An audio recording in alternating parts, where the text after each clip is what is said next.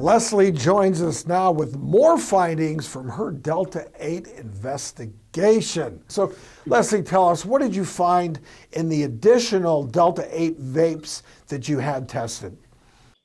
We found dangerous levels of isopropyl alcohol in these vape cartridges.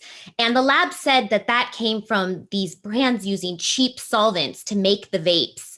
And they said that the amount that they found is very dangerous and could be toxic with just a few puffs. Now imagine somebody using that all day long. And just remember this, that the products that I tested claim to be organic. It couldn't be further from the truth. Wow, and it all stems back to this 2018, the Farm Bill that makes hemp legal everywhere, and they've found a way to convert hemp to a psychoactive product that has absolutely no control. Am I hearing that correct? Absolutely no control whatsoever. People can put these products on the market. They're not regulated. They're not tested for safety, purity, you name it.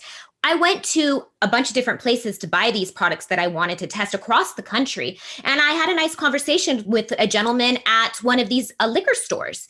And I have never seen so much Delta 8 than I did at this liquor store. It was wall to wall. And I asked the guy, how popular is this? Oh, it's so incredibly popular because there's no regulation and there's a huge market for it. He said their entire upstairs was filled with Delta 8 products. These people are opportunists. They're putting these products on the market. They know that nobody's going to come for them because there is no regulation and technically it's legal, and it's a big problem. And it's legal for somebody 18. So, Leslie, tell us what happened when you went to pick up more Delta 8 at a vendor right here in Los Angeles.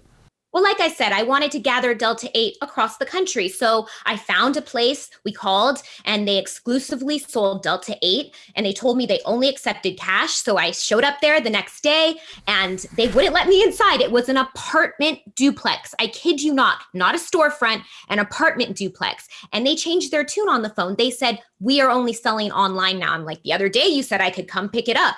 Not anymore. And, it actually started to make sense to me because when I talked to the lab, they said that a lot of people are making this stuff in their garages, at their homes. I even found DIY YouTube videos where people are synthesizing CBD to turn it into psychoactive Delta 8.